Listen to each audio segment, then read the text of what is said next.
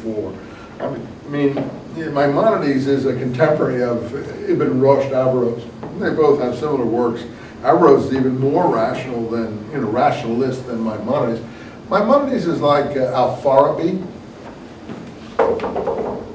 I used to be an expert on this stuff, but since I came to Cal State, I never had a chance to teach it. And so, in Cal State, you can only teach what people want to enroll in.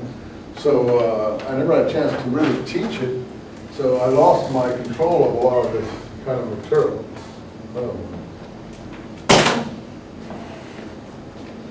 That's that one. Hey, this works. Hey, what do you think? This is the funniest system. Whiteboards. Al-Farabi was the Muslim philosopher closest. He was a 10th century Muslim philosopher from Baghdad who was very Aristotelian. And I think Maimonides is just a Jewish version of Al-Farabi. And also there was another one in Persia after Al-Farabi called Ibn Sina, who was called in the West Avicenna. He's not quite as rationalist as Al-Farabi. Al-Farabi is even more rationalist than Ibn Sina, even though Ibn Sina is a little later. That's Ibn Sina is the, I think, 1000s, 11th century. Farabi is the 900s, 10th century. I think I've got that right, maybe opposite. And Maimonides is the 12th century, maybe 13th. He's at the time of Richard the Lionheart. I guess it's in the 13th century, 1200s, early 1200s. Saladin and so on.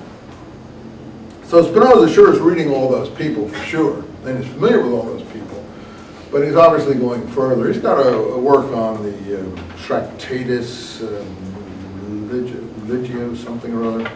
So it's very interesting, questioning the Bible and applying very rationalist exegesis to the Bible and so on. Very interesting.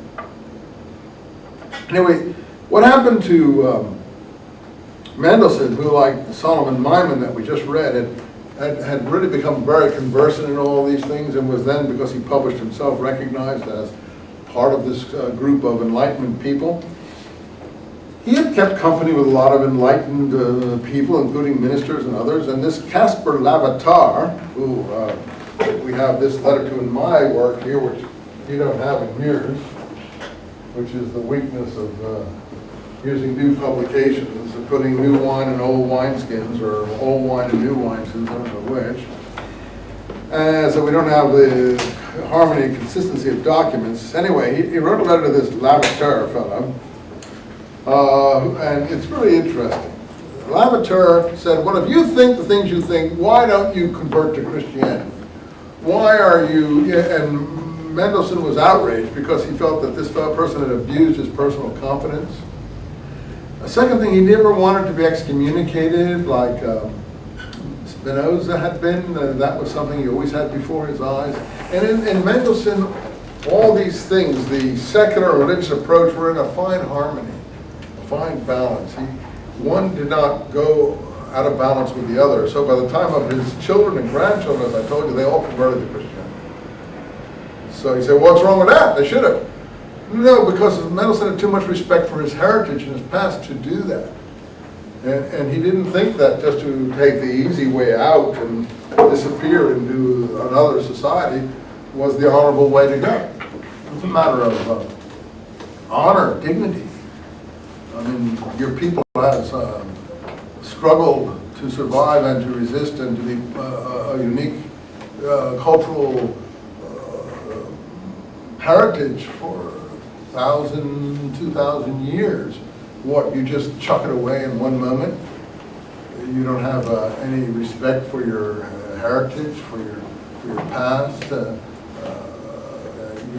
dignity of what others before you felt and suffered and went through.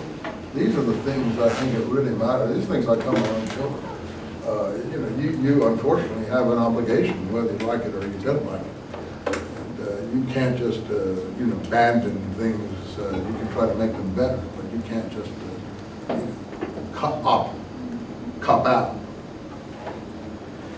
Anyway, so So Lavater knew his private views on a lot of things and therefore challenged him. And Mendelssohn was incensed that his private, maybe opinions or confidences had been made public and abused like this in a public manner. So here's what he said. You have found it advisable, friend, to dedicate your translation of this particular French work to me. And to request, this gives you an idea of Mendelssohn's dignity and character, and to request me publicly and solemnly to refute this treatise if I felt that its arguments in support of the claims of Christianity were erroneous. This was a treatise in French of the proofs for Christianity. This guy had translated into German, I guess. Should I, however, find the arguments convincing, you ask me to do what wisdom, love of truth, and he quotes your honor require. And what a Socrates would have done had he read the treatise and found it irrefutable, namely to abandon the religion of my fathers and to embrace the faith advocated by Monsieur Bonnet. See, I understand Mendelssohn, and he speaks something that I just spoke to you, I feel. I'm not trying to put myself in his company.